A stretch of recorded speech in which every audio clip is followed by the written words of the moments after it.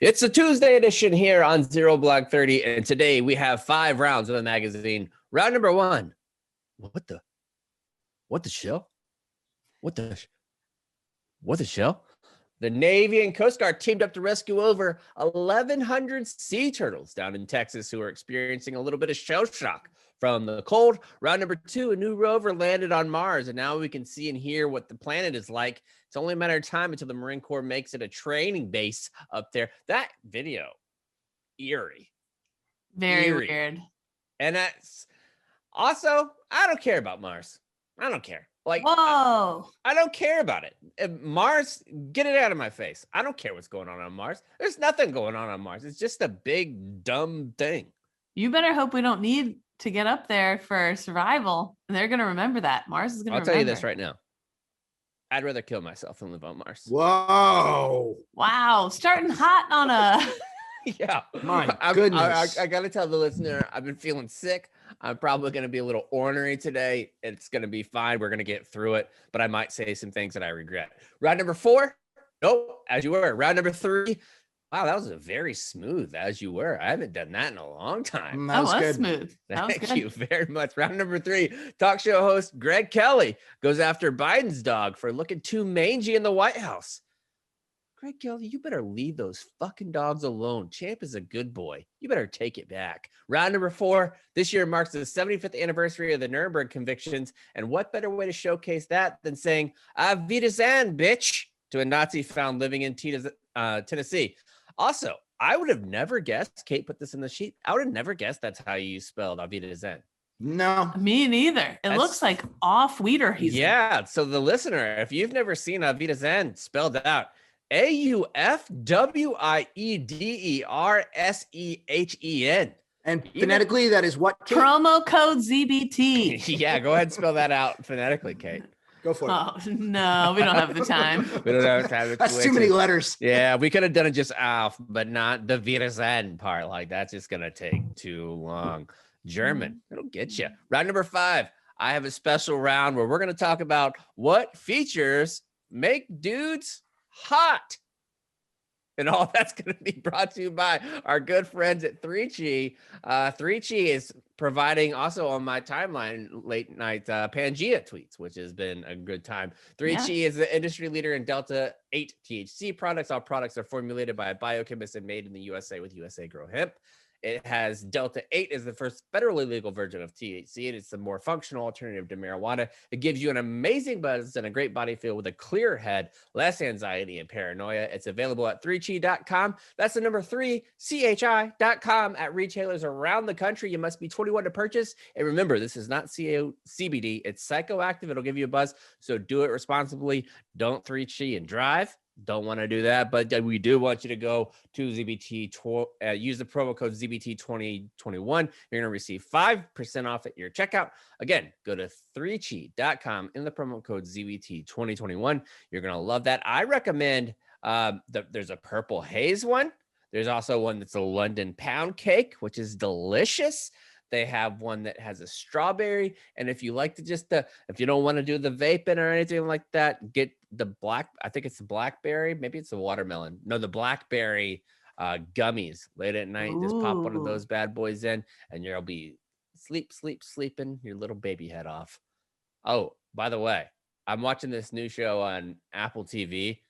Unbelievable insult. It's called Search Party, I think it's called. Yeah. It has the woman who played Mabel on Arrested Development. And there's like all these different characters. And one of them is like walking through this hallway in New York. They live in Brooklyn. And he hears almost like a domestic disturbance going on. So he knocks on their door and he's like, hey, I just want to make sure that you're okay. Because it's the woman answering the doors. And she's like, you shut the fuck up, you baby cock bitch. I could smell your little dick from here. And I was like, man, she must be a Marine.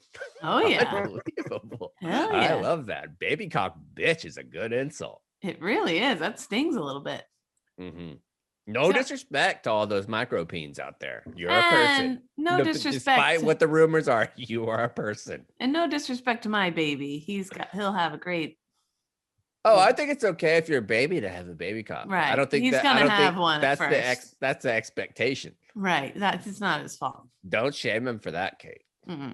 That'll really scar them. Yeah, no, I won't. I won't say. I mean, could you imagine laying there and having like your parents be like, "Whoa, look at your little dick, you pussy." Yeah, no, we'll never do that. So, I mean, he doesn't even have kneecaps. That'd be fucked up. Right. He can't fight. He can't fight back. Babies have 300 bones when they're born. You have been 3G goofing. They do. Babies have 300 bones. People, grown folks, 206. Wow. Somehow, from the time that you're a baby to when you're a full-grown human, you lose 94 bones. What's that about? I may be very wrong here, but aren't teeth bones? No, that doesn't count. And they're not technically bones because they're made of denta is the type of material that they're made from. Okay. So what happens is some of the cartilage formations that are in a baby transition and become bone. So it's larger plates. But I mean, think about the way all the yoga essentially babies have to do to escape the vulva, which lest we forget is the entire pussy. The whole pussy. Yep. Yeah. Speaking of, I got the cars. Chaps bought me a car seat stroller carrier combo, and it is all set up. The car seat is in. Pat and I were sitting down in the parking garage last night. I thought it was going to be a big fight. I feel like that's a traditional. It's like when a couple parks a boat and you know they're going to get in a fight. I thought this installing the car seat was just another classic. You can't escape it, but we got it in there, and I think we did it right. So you have the little hooks in the back. Got the little hooks in the back. It's set. So. Those things are a pain when you have to like switch cars in and out. It's a fucking pain. So I'm excited though. So that's all set. So that was like the last thing off the checklist. So you will definitely get car seat shamers because you're going to do something wrong. And you'll post like a picture of your baby on the way home, hospital, or somebody will be like, "Oh, you need to adjust those straps down. Oh, it's not." Shut up. Shut up about it. Kate's doing the best she can. Thank you. I was watching 3 Men and a Baby last night. And what a classic. Such a classic. People just kept hopping in cabs, holding the baby and putting the baby in the car trunk and putting the baby. Times have changed. Well, at least we have a car seat now. So what an apartment those gentlemen lived in. That's unbelievable. What a fuck shack. Yes. I also, because Kate's has some production skills and editing skills, you guys should do a new Barstool version of Look Who's Talking intro, where you have like the baby has a voice, not Roseanne Barr. I don't think we want to use Roseanne Barr for that. Not using Roseanne. Yeah, we've moved on from Roseanne. A little weird to do Roseanne, but I think that would be an interesting video. Or you could just do a podcast from the perspective of your baby. Have you thought about that? Ooh, that would be interesting. We thought about having him host. Yeah. So we'll see. All right. Because you'll end up talking for your baby. Did you do that, Kyle? Where when your baby's born, you like say things that you think it's thinking, and you'll like talk to it back and forth and have like a dialogue with yourself. Usually when one of them was crying and I was just over it, I'd be like, all right. And then I'd be like, oh, fuck you, Dad. I'm not going to stop crying for hours. Yeah, exactly. It's 3 in the morning. Bring me Go some of fuck that yourself. milk, you bitch. You little bitch. My kids are mean to me. Yeah. I deserved it. All right, let's get started with the show. Here's some music. All right, we're back. It's a normal little Tuesday now. Last Tuesday, very different from this Tuesday. All the snow is gone. Texas is back in normal. We didn't have trash pickup for 2 weeks, so we got my street essentially looks like New York City right now. There's just piles and piles of trash down the sidewalks everywhere, and people are trying to get rid of it. It's been a nightmare to get through, but I feel bad for a lot of these folks. Did you guys see the news that because Texas relies on its own grid, the power companies are all private run and they don't have like much state regulation? There's people here that had $16,000 power bills. Yeah, that's just, I don't know how as a business you can do that and sleep at night, right? Like, I don't know how you happy about it, dude. Like they were like, this is what capitalism is. Like this, no like, this bullshit. This is power company. This is free market. This is the free market. That's what happens. I think that's a little bit of an exaggeration and huge taking, exaggeration. I mean, that's taking the spirit of capitalism to a whole new level. That it isn't actually capitalism, and it's just greed and disgusting and abhorrent that you would do this to people, because there's not many people who can just, $16,000. Yeah, I'll just write a check for $16,000. Yeah, that's a significant amount of money. Because they have like this thing where you can pay less money and like a variable rate power. And people were saying, oh, you didn't complain about the months that you got it lower. You're right. I didn't complain about the months where it wasn't $250. It was $210. Yeah. That's a big difference. Then it's supposed to be $240 and it's fucking 16 grand. Yeah. And then they came out and said, oh, well, we'll let you pay it over the course of 10 years. Fuck you, dude. I'm moving. Thanks. I just wouldn't stay in Texas. Good. Put at it that on point. my credit report. Yeah. By the time that it'll be 7 years from now and I didn't pay shit and it's gone anyways. Yeah. That's the way my to advice go. to a Texan. If you are not planning on buying a house or something like that, just don't pay it. Don't pay it. And then Just in leave. 7 years, it's off your credit report. Who cares? Yeah, that shit's Gosh. crazy town. 16 grand. And there one more is- thing before we transition, Kate. Yes. All these motherfuckers, Ted Cruz saying, how could this happen? Because of you. It happened because of you. If it It's isn't like- the consequences of my own action. Right. It's like that the hot dog scene, and I think you should leave. yeah, where it's like we're trying to find out who did this. You sued the federal government to get out of the regulations. That's why it happened. Yeah. And then I'm sorry, have you seen these people over the weekend? Now the conspiracies are starting talking about Ted Cruz, that the snow is actually fake. and it was Yes. manufactured, and they're out there with lighters and such. They're like, look, the snow's not melting. It's all fake. It's like, well, the snow's actually, not burning. My Snow favorite doesn't thing melt, but- about okay. Texans in this whole thing, Texans are so good at trolling politicians just because they don't give a fuck about the repercussions. Somebody hired a mariachi band to go outside of Ted Cruz's house so he could still feel like he was in Cancun. There you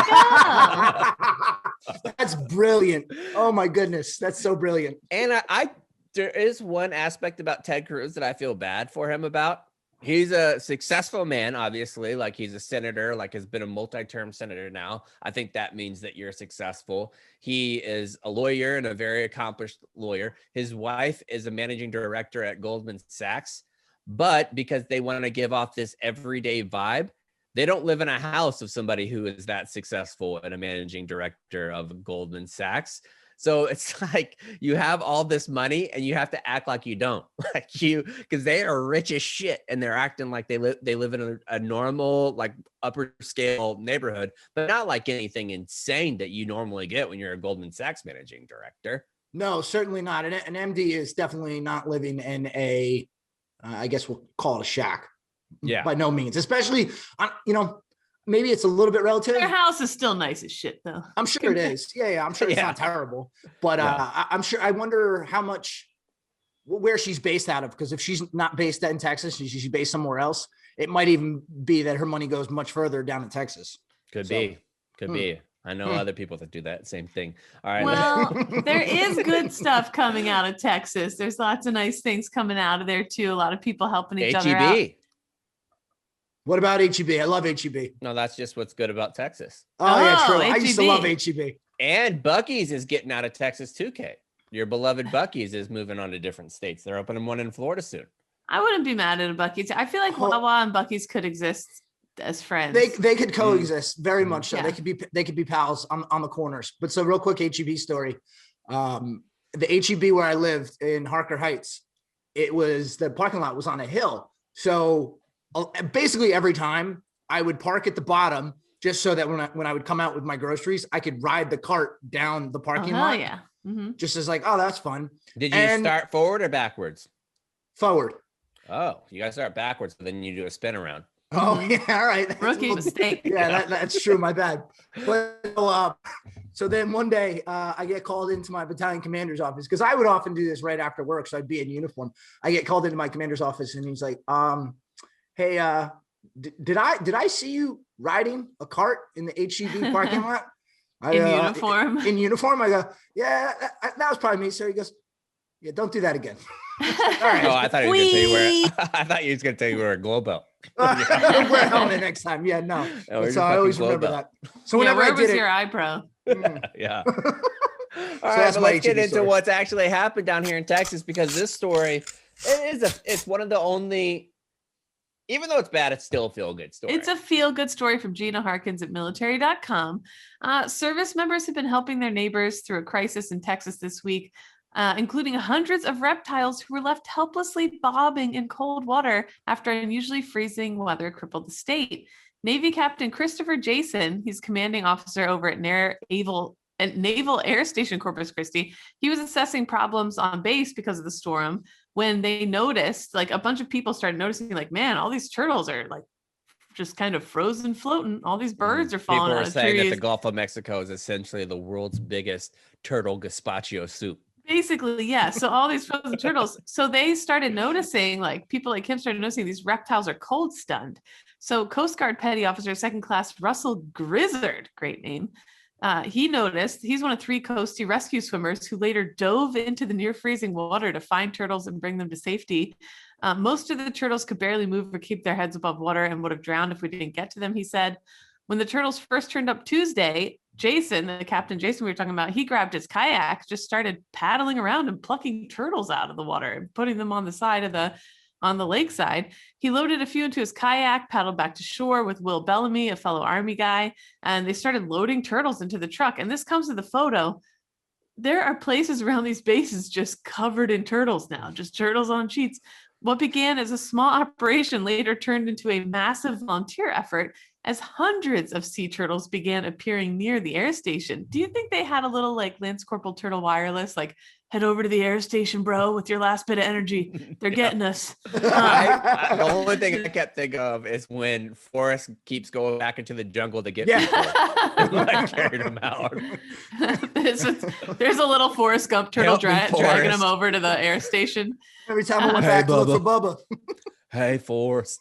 Well, word got out that this air station was saving turtles, and people started. I want to go home. Oh, that's all I have to say about that. Word spread on social. Sorry, I ruined your green turtle party. Anyway, I think you should go back home to Greenbow, Alabama, where it's warm because you're cold-blooded. So I started paddling. By Friday morning, the volunteers. Pinko Communist Johnson.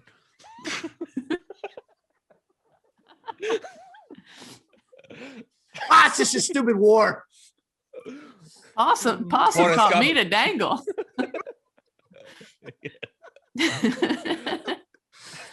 Anyway, word spread on social media, and by Friday morning, I'm afraid to keep talking because I know somebody's going to blurt another one out. By Friday morning, the volunteers had saved more than 1,100 of these turtles. Grizzard and Petty Officer Third Class Will Grosskritz were the first 2 coastie swimmers to show up on Wednesday to assist. Over the next few days, they saved 60 turtles the first day, then another 40 to 50 the next. Other volunteers were lowering laundry baskets onto the rocks just above the water so turtles could climb in and be raised above the seawall. And I bet, what song were they playing, chaps, as these turtles were airlifted in the baskets? Welcome to the jungle. Yeah, there was badass music playing. It was like a real helicopter rescue, but with sea turtles in laundry baskets. Every time, what would you say if you were riding the kayak and you're picking up turtles and putting them in there? What would you say? I don't know. I would always talk to him like I was Master Splinter. Every time I went up to him, I'd pick up one and I'd be like, Leonardo. Yeah.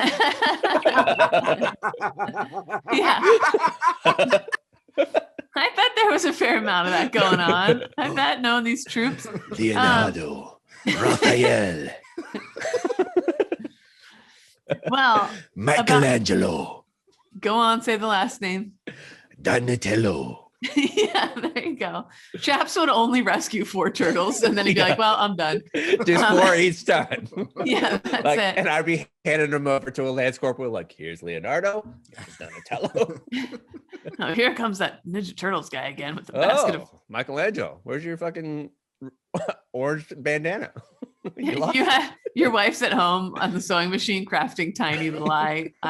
You don't have your purple little eye strap. I see. You're gonna need a missing gear report for that. Yeah, where's your eye pro there? Anyway, hundreds of turtles on these bases, and troops even volunteered to stay overnight with them and do little overnights to keep watch over them. Captain Jason, who scuba dives as well, said he was used to seeing turtles in the area, but was shocked at the sheer number that were turning up. He was also impressed by the volunteers' ingenuity. They were forming human chains to reach the turtles, heading into the water with paddle boards. Like people were, and it was freezing. It was fucking freezing. So people were going above and beyond to help these little animals out. I think if you feel helpless, if there's only so much you can do for the people around you at the time. Like you just want to do something. And this gave people something to do, which I'm sure the turtles were grateful. In hard times, the power of people to get together and to help out, whether it's a person in need or a creature, these amazing things can happen. He said it was the power of the human spirit. A lot of people being selfless and doing something special and positive.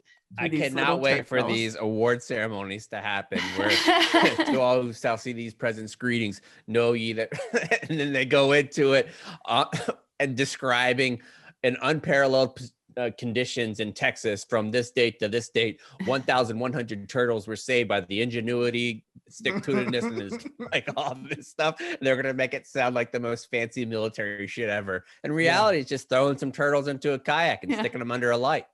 So there I was. Turtles, yeah. Yep. Oh, cute story though. They've reflected the very best the Coast Guard has to offer in these heroic actions. If they wanted to warm up, they could probably go to Mars, like in round number 2, right, Kate? Well, you're wrong, pal. Mars is colder than the U.S., buddy. But don't worry, we've got Mars facts in this story too. Yeah, so it's bigger than Greenland. Oh, yeah, true. It is. Yeah, huge week this week. I watched it live on the TV while I was working from home. NASA scientists on Friday, striking images started coming through. They landed the little Mars rover named Perseverance, including a selfie was taken of the 6-wheeled vehicle dangling just above the surface of the red planet moments before touchdown. Perseverance taught me how to dangle. Yeah, the color photograph is likely to become an instant classic among memorable images from the history of spaceflight, and was snapped by a camera mounted on the rocket-powered sky crane. The picture looking down on the rover shows the entire vehicle suspended from 3 cables unspooled from the sky crane, along with an umbilical communications cord with swirls of dust coming up. Seconds later, the rover gently planted on its wheels, its tethers were severed, and the sky crane, job completed, flew off to crash a safe distance away, though not before photos and other data were transmitted to the rover for safekeeping. This week, NASA hopes to present more photos and video, possibly with audio, taken by all 6 cameras affixed to the spacecraft, showing more of the sky crane maneuvers, as well as the supersonic parachute deployment that preceded it. It was crazy watching. They're like, everything looks so smooth, but these things were going like hundreds and hundreds and hundreds of miles an hour. This shit was happening like. Yeah, I saw that whenever it was approaching to land, it was going 22,000 miles an hour. What? Yeah. So pretty fucking crazy, but they made it seem so smooth. And that is like pucker factor. You know, your company has put like billions, maybe? Millions? Yeah, I would say billions. Yeah, billions for sure. And you don't want to be the one that's like, I mean, if God. the fucking F-35 cost billions. Yeah, seriously. And this. But you don't want to be the one as this is starting to land to be like, oh my God, did I leave that paperclip stuck in that one part of the rover? Or what if you're trying to land it with your like Xbox controller and you get a thumb cramp? Exactly. So a lot of things to think about, a lot of things there, but it's always fun to watch them in the room cheering as something like that is successful. And I'm excited. Chaps, I can't believe your attitude about Mars is so upsetting to me. I feel like we used to have I feel like we had people hanging out up there. I feel like there's a mysterious Martian past we don't know. See, I guess I don't care about what's going on in our solar system because we have good enough satellites to know where we know not a whole lot's going on any of these planets. I want to focus on stuff outside of our solar system. I want to find life. We have enough technology to know there is no life on Mars. And if there are, it's like little parasites and shit. Like it's nothing big. I want to go out and explore outside. You're wasting time. It's just, to me, it's like just hanging out. If I wanted to be an explorer and I'm going to go to fucking Dallas, everybody knows what's going on in Dallas. Well, this is a good test run. At least we're learning how to land things and get things out there and do whatever. Nah, I think I'm with Chaps. I think you're just giving them a lot of credit for something that's kind of really been done. We've had rovers up there before. It's kind of like, to me, going to Mars is kind of like the difference between iPhone 5 and iPhone 7.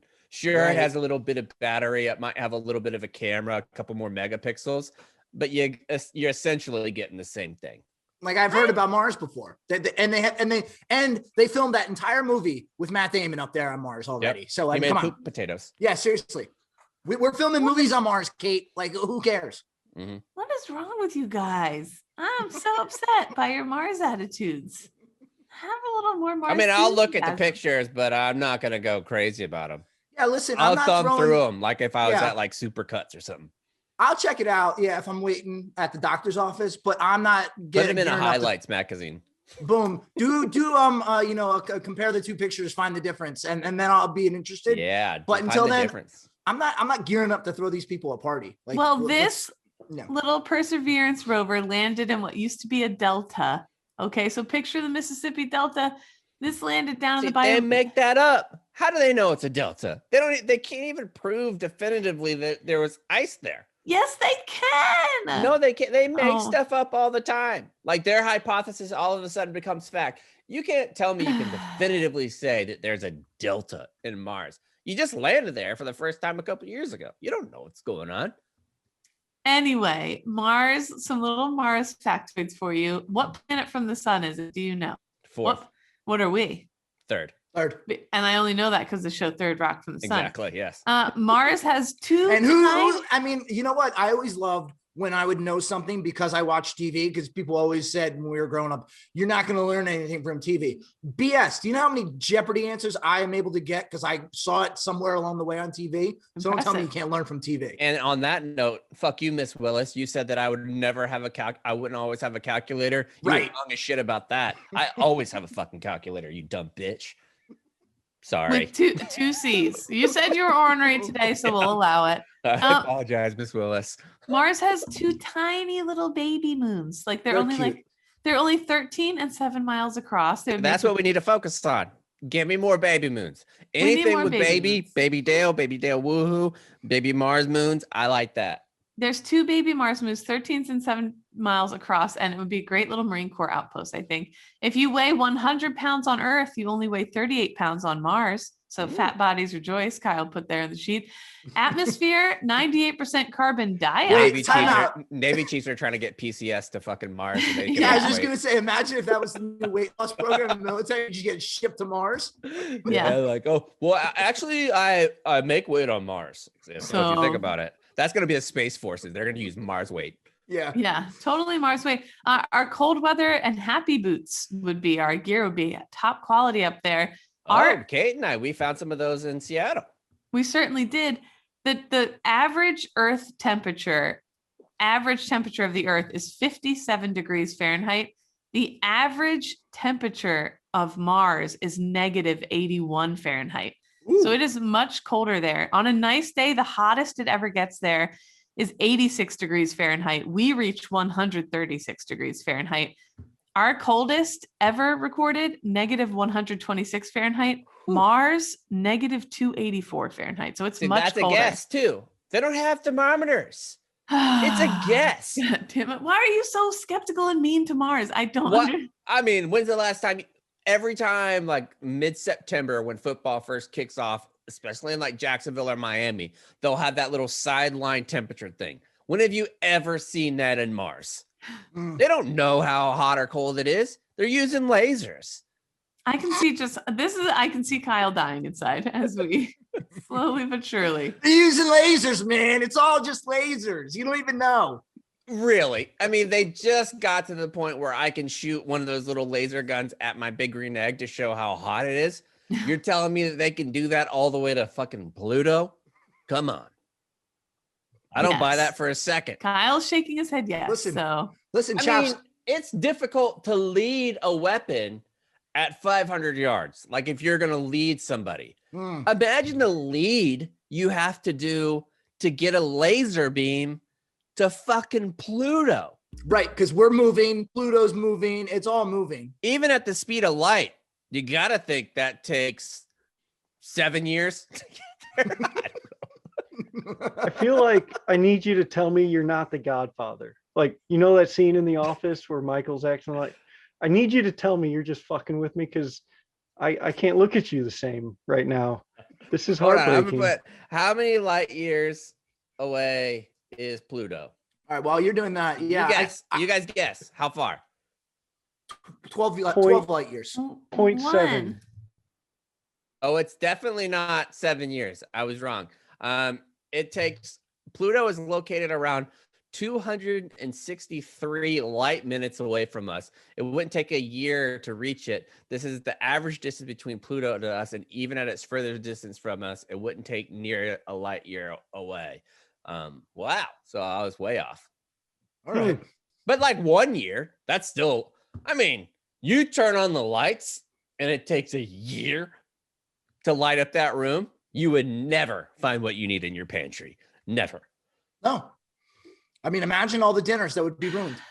Every time you guys start talking science, I genuinely want to die. Can we? Yeah, I need to know who's driving off the road right now with rage. You put this in the sheet, Kate. You did this to yourself. No, Yeah. Kyle put it on the sheet. Yeah, that's hand up. My fault. Yeah, that was Kyle, not me. All right. Well, if you do end up going to Mars, maybe you should go with Can-I Pro Gear. Can-I Pro Gear has the finest backpacks in the world, and no one else can even come close. From assault pack to easy, everyday carry bags, Can-I has a pack or a bag to fit your needs, even if you're going to Mars. I think they are the first actual sponsor here on ZBT that has Mars-proof bags, which is unbelievable. All their Can-I bags come with a lifetime warranty, and right now Can-I is offering free U.S. shipping orders on orders over $75. Can-I also offers the ability to use Afterpay. You can split it up to 30. If it's over $35, you could do it in 4 easy payments. Shout out to all the PFCs who have all that money coming in. You can even afford these things, you poor bitches. Can-I has been used all over the world and confirmed firsthand stories of their backpack serving effectively in active war zones. I just got the olive drab one in this weekend. It is lovely. Pulled it out.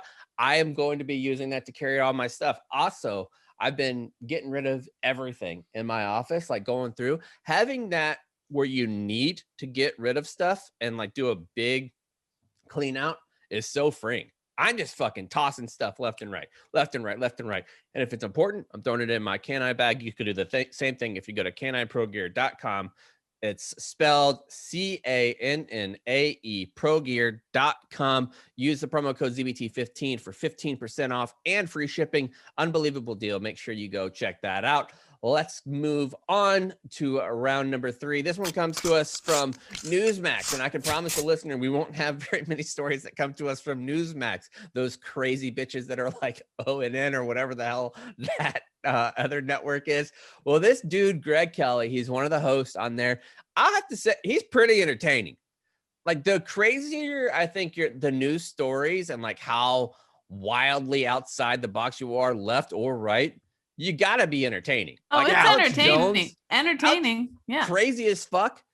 But if you put Alex Jones' podcast on Barstool's network and just had its satire above it, it would be the greatest show on our network by far. But because this person is being serious, it makes you go the other way. That's how this Greg Kelly is do. And I don't want to spend a whole lot of time on what they talked about, but here's the clip of Greg Kelly talking about President Biden's dogs. Did you see the dog? I want to show you something I noticed. Doesn't he look a little rough? I love dogs, but this dog needs a bath and a comb and all kinds of love and care. I've never seen a dog in the White House like this. I remember Buddy, I remember Millie, I remember lots of dogs, but not a dog who seems, I don't know how much love and care he is getting. Let's bring in the historians. I'm having fun with this, obviously, but I do want to talk about some stuff. Craig Shirley, Reagan biographer, presidential historian. Craig, welcome back. And Doug Weed, presidential historian, former advisor to George H.W. Bush. That's the White House where I remember Millie. Millie had like a staff, and they really took care of her. Very beautiful dog. This dog looks like from the junkyard. And I love that dog, but he looks like he's not been well cared for. No, not at all. Thank you for having us. No, he looks very dirty and disheveled and very unlike a presidential dog like Millie or Victory or something else in the past in the White House. Now, listen, I understand there's going to be political differences in the United States. Each person is entitled to their own political proclivities. As far as I'm concerned, may 1,000 blossoms bloom. But leave these fucking dogs out of it. Champ is like 8 years old and he's 12. a German Shepherd. Well, you know He's who 12. got Yeah, he's gonna have flyaways. That's what they're called. Those little ruffs in his chest that he has, they're just little flyaways. You pick them off and they'll be fine. I will say, Joe needs to get a Furminator. Joe needs to have a Furminator in the office If you don't know what a furminator is, it is the best dog brush known to man. If you want to get the undercoat and all that, get the furminator. Somebody, Jill, Joe, one of the kids, one of the Secret Service agents, somebody needs to get a furminator. He does need a little brushing. That's not his fault. Don't go on a national TV program and say that he is mangy. How dare you? First of all, dare you? Mange is a medical diagnosis, Greg Kelly. I bet you're not a veterinarian. You're not able to make that diagnosis. Well, a bunch of celeb people got riled up right away in defense of these dogs. Of all people, Keith Olbermann was one of them. Keith Olbermann's fired up about anything. He's a fucking wackadoo. Keith Olbermann, he used to be great. For those of us who remember him from the old Sports Center so days. Disappointing, right? Yeah. It's such a bummer. But the extent to which he gets upset here, it cracked me up. He's like, quick message to Greg Kelly. Fuck you. This is a 12-year-old German Shepherd, a senior dog, and you're insulting his appearance. He's in better shape than any of you and smarter than all of you combined. Okay, Keith, calm down. See, he took it too far. He took it too far. I love Champ. Smarter than everybody combined. That's quite a stretch. That's a little bit of a stretch. That's a little aggressive for what he said there. But yeah. My favorite, wow, Kate. Sorry. I can see you on big time. So with Keith Olbermann, my favorite Keith Olbermann quote that he would do would be like, it'd be April 2nd, for example, and Fred McGriff, the first baseman for the Atlanta Braves, would hit like 2 or 3 home runs. Like, so let's say he hit 3 home runs, and he would say he hit 3 home runs today, which if it was on opening day, which means that he's on track to hit 384 home runs this year, which would be a record. Yeah. Yeah. No, like that. He was one of the first guys to be doing crazy stuff like that. And it was so dry, but very, very smart and hysterical. And Kenny Mayne and former guest Kenny Mayne, by the way. Former guest. Never would have guessed that Kenny Mayne would be a ZBT guest, but there he was. I don't understand. I think this is how warped people's brains are now. They think taking shots at the dog in a way is taking a shot at Biden, like as if the dog cares at all what you think of him. And I will say the fact that they did this to the German Shepherd and not those pussy ass dogs of the Obamas. Yeah. Oh, those Portuguese water dogs. They look like little sissies. Yeah. At least these guys look like they've been around the block. They're a little tougher. Is sissy a problematic term now? Can you say sissies? It's not great, but you can. When the Clintons were in the White House, our family went down there for the day and did like the whole DC tour. And we got to do a tour of the White House, and I was in middle school, I think. And all I wanted was to see Socks. That was the Clintons' adopted cat, Socks. I was so obsessed with that cat. And as we're walking around, I'm like, that's the only thing my eyes were peeled for all day. And I was almost in tears when we left because I didn't get to see Socks. I was like, this is a waste. You know what would be really funny, Kate? Because the Biden said that they were going to adopt a cat when they were in the White House too, that they were going to get one. Yeah. So imagine you're in the Oval Office, your old ass Biden sitting behind the Resolute desk, being 78 years old. You're having meetings with the world leaders, like let's say Merkel's there, you have Macron there, you have Justin Trudeau's there, and then all of a sudden you hear that automatic cat litter box like how it scratches across because the White House cat took a dump and they're just gotta clean out. And Joe's just like, excuse me, everybody. It's just a 30-second cycle. So if we just want to wait 30 seconds. That's Spork for you. Always going. You know what I noticed about President Biden in this clip, though, that was really refreshing to see was that he was wearing pants that weren't parachutes and just so enormously huge. They would actually tailored to his leg and his body that they didn't look ridiculous. So I'm really pumped about that. It's strange that Biden's almost already in like year 7 of his presidency mode. Like he's already out on like the White House lawn wearing jeans and like a vest. Yeah. He's just real casual with it. Yeah. Yeah. His give a crap meter is pretty low in terms of he cares about what the people think about him, I think. Because he's already been there for that one full presidency. So I don't know if that will affect him overall. And also, is he almost already a lame duck? Because hasn't he said he's only going to do one term? He hasn't, but he should. Yeah. Okay. We'll see. Like, that's what I would do. If I was like political talk, if I was him, I would know that I'm 78 years old and the likelihood of me getting elected again would be incredibly small. So I would do every single thing that's important to me and not give a fuck about what anybody else thought. I would just do what I thought was right, no matter what the political fallout's going to be in the future. Just do what you think is right. You're the only people that are in that position. Realistically, he's going to die pretty soon after he leaves the office. Yeah, which is sad to think about. Unless he's like a Jimmy Carter. Yeah, Right. still kicking. Or a Bob Dole. Yeah. Shout out to Bob Dole. Colonel Bob Dole, excuse me. Yeah. Yeah. All Bob right. Dole 99. All right, don't make fun of dogs. Yeah, don't make fun of dogs. Also, don't make fun of people that are dieting, especially if they're doing with our friends at Trifecta. It's the best meal prep on earth. All the meals are created by chefs and nutritionists to help you get what you need to get in the best shape of your life. They make meal plans prep not suck.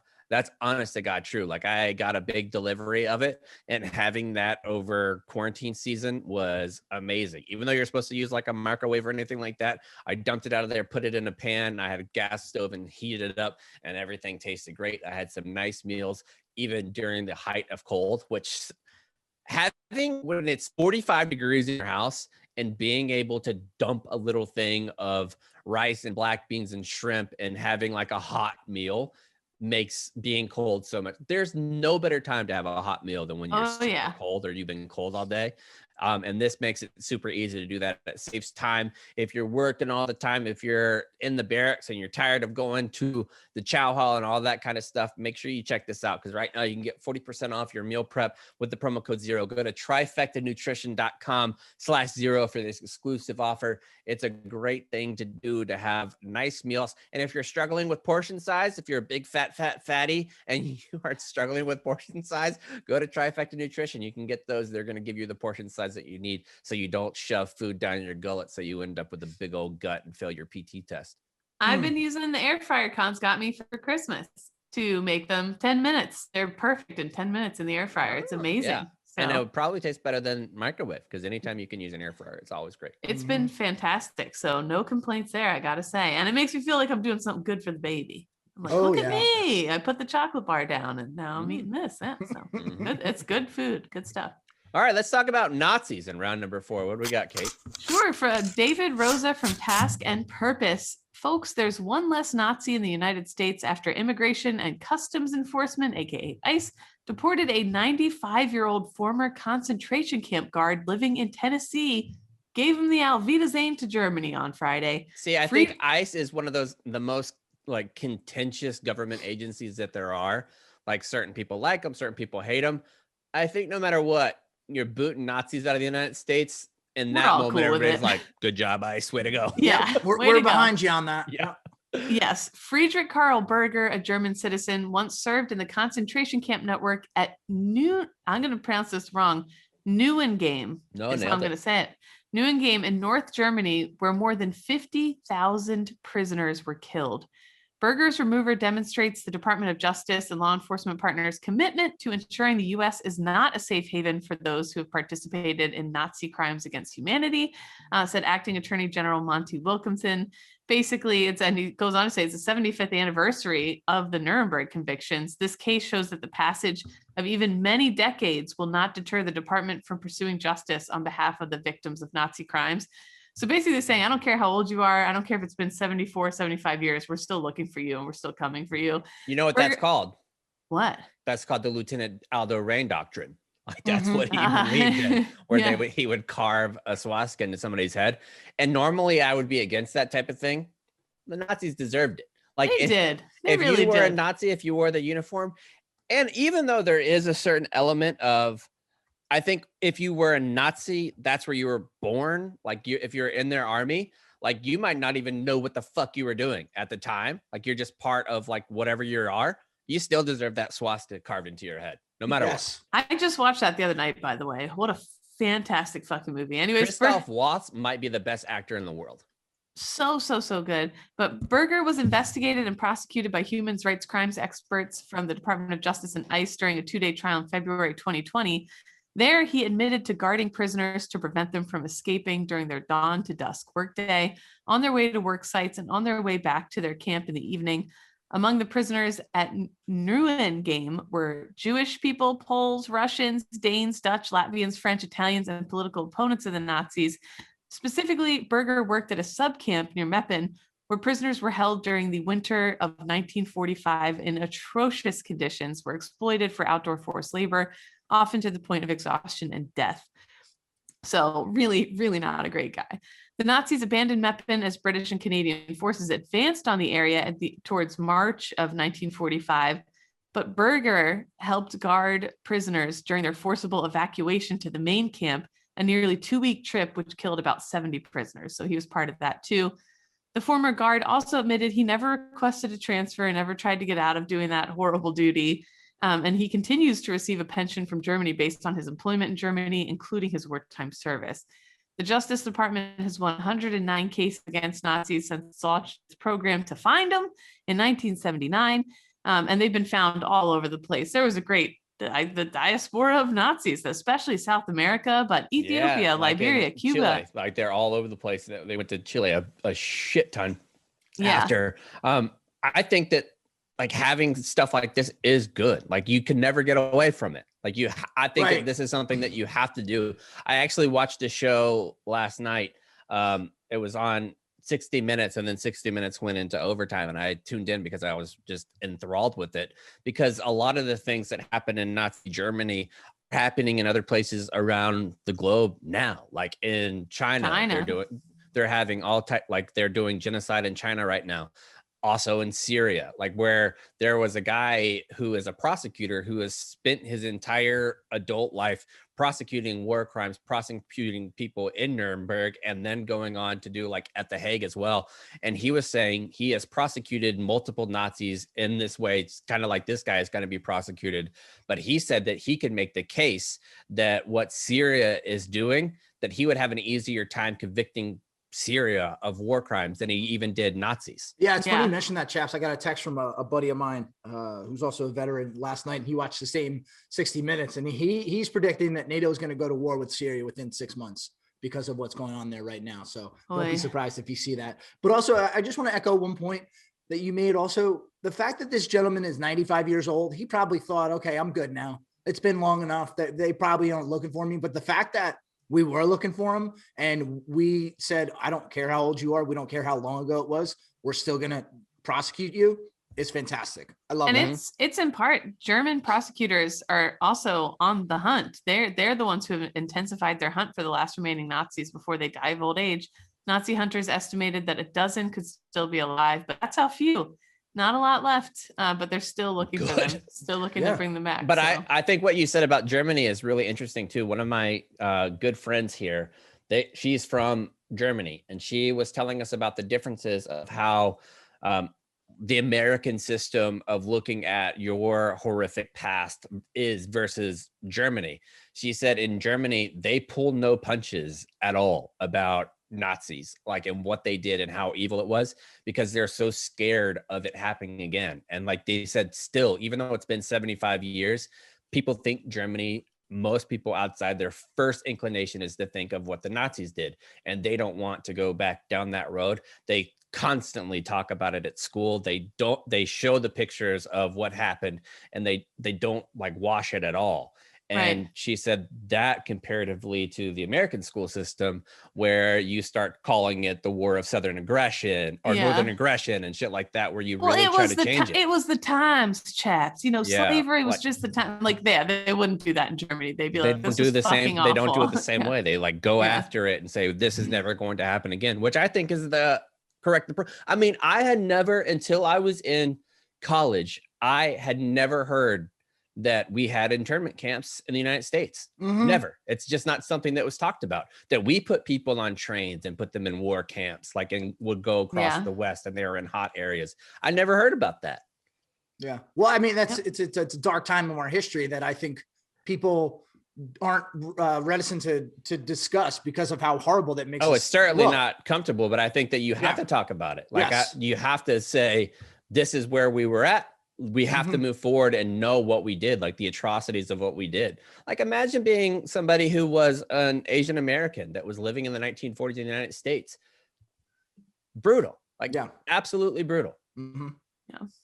Crazy. All right, let's move on to round number 5. Let actually hear some Bertie Higgins. Yeah.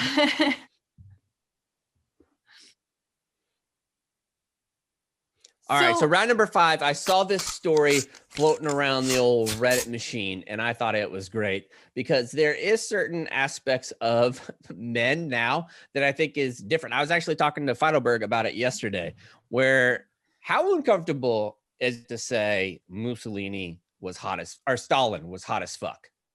Yeah, you don't want to say those words out loud because of what he did as a person. But But he objectively, if you was. just look at him as a person or just his appearance, yeah, Stalin's handsome. sexy. Yeah. And there's also these sayings that we've always had, like, oh, you know, if he's got big feet, Mhm. he's got like a huge Cock. meaty cock with veins in it. Yeah, absolutely. Yeah, at least two veins probably as well. One kind of in a Y shape. But coming from the bottom, real thick, probably Right. blue. Looks like a swollen kielbasa on a nice summer day by the lake. Yes, exactly, chaps. Yes. Without the grow marks. A But boiled kielbasa. But there's really, you know, you'd think there's no way to really look at It's got somebody. a boiled kielbasa cock, is what they say. Huge one, a big old link. But there's no way to really look at somebody and say, oh, this person is good in bed. Well, the scientists over at the Sun UK, I beg to differ. They are saying that, as it turns out, bearded blokes, they did this whole big chart about men with these features are the best in bed, like a study. So beards, most attractive physical features according to women. 73% say their best sexual partner had some kind of beard on their face. So I'm just saying, fellas, my goodness. Right. Because they make men look more mature, masculine, and dominant, and probably great with paper towels and cutting down trees. When it comes to physical attraction, what we find attractive differs from person to person.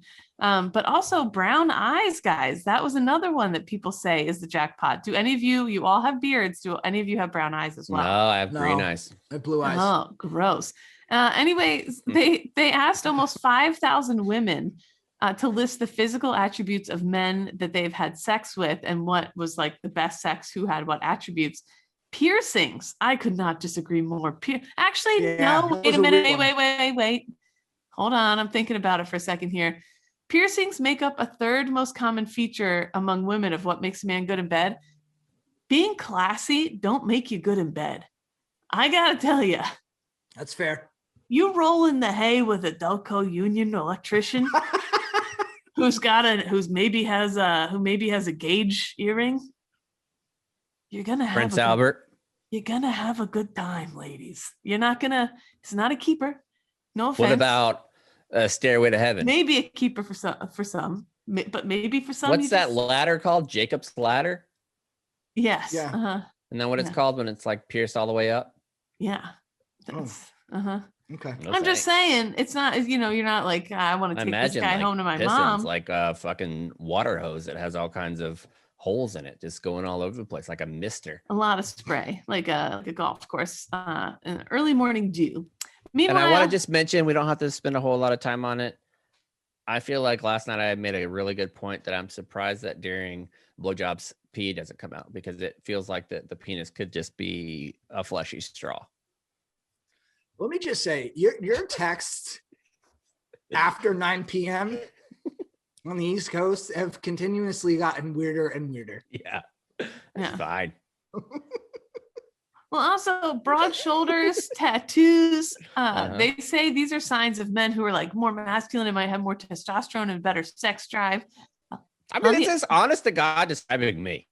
So as you sent this article last night, I'm reading the points that it's making, and I'm like, oh, now I know why Chaps wants to talk about this. He believes himself to have all of these attributes. I mean, besides the brown eyes, broad shoulders. You mentioned it on the last episode. Broad shoulders. You're built like a beard, tattoos. Tattoos. Yeah. Well, I mean, what else do you need, ladies? Yeah, thick eyebrows is another one that shows high sex drive. As well as this, small feet and bald heads made the list too. I've heard this before about bald men. God damn it, Chaps. I read this too about bald men, where if you are bald, it means you actually have so much testosterone that it made your hair fall out, but so that you're like super manly. Is like being bald is actually like a Usually they say bald guys. I don't like saying this because you are on the show and I wish that you weren't right now. And they say the bald guys have like absolute hogs on them usually. So I don't know. If you go back and listen to the episode with my friend Clark Johnson, he can confirm that. I mean, God damn it. Anyway. But these are like, but I will say my favorite male porn star, Owen Gray, he has none of these things really, besides the tattoos and the piercings. He is like a lanky, skinny, looks like you could beat him up, and he's crushed. He's got a real hammer. So you never know. It's all. You never know. Anyway.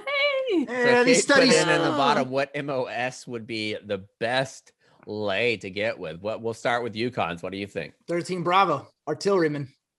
Why? Okay. Make the case. We're just used to carrying around heavy things all day and strong and masculine. Ew. No. Ew. Kyle? Yeah. Ew. Ew, David. Ew, David. Gross, David. Ew. Ew, David. Oh my God. Whatever MOS has the most hate built into them, and it's not going to be infantry. They just, they're weird, but like everyone who Corpsmen? Yeah, maybe corpsmen, or maybe like everyone in the Marine Corps makes fun of water dogs. Maybe the water dogs. Water buffaloes. Yeah, no one respects them ever. No, I have in Kyle, Okinawa, they're on my list. We had our shop, like our building was shared. It was canine and it was the water bubbas that were there. Their lives were fucking miserable, man. And people forget that in the Army now, Pauly Shore was a water dog, and you saw what he was capable of. That's right. So, that's right. I would love to see in the Army now Bobby Boucher crossover.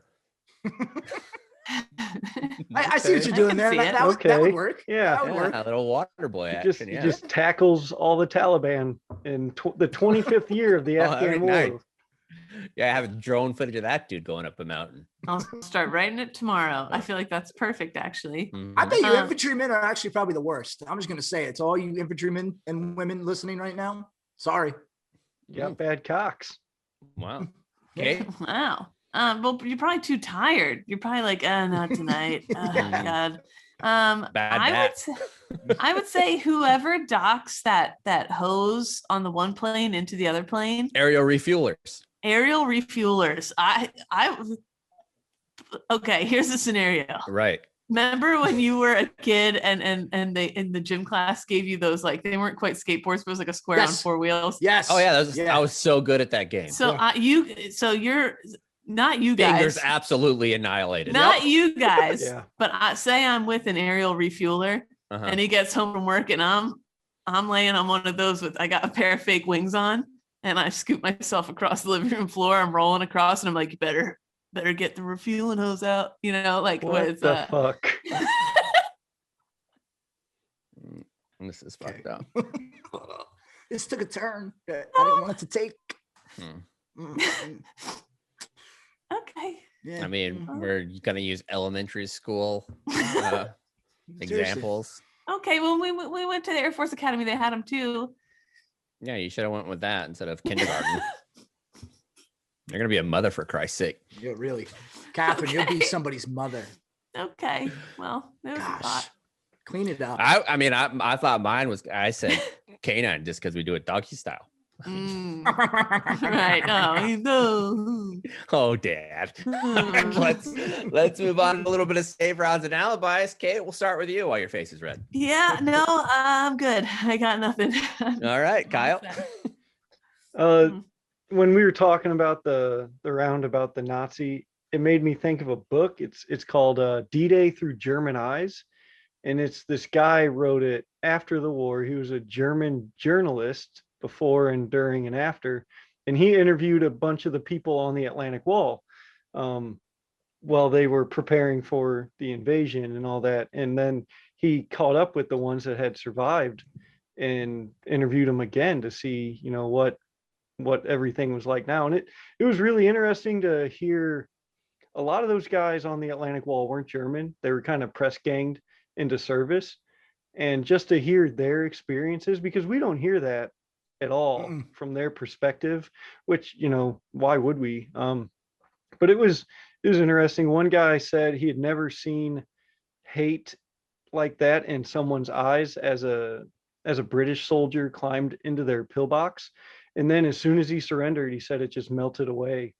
And they were about ready to kill him, and then they offered him like tea and biscuits like 20 seconds later. And it was just a really interesting read. Kind of makes you think about the different perspectives and consider. I'm not saying Nazis are good, but these guys that were on the Atlantic Wall, they weren't necessarily Nazis. A lot of them were Russians that were captured and forced to be there, or Poles, or anybody really. I mean, they basically had a slave army on the wall.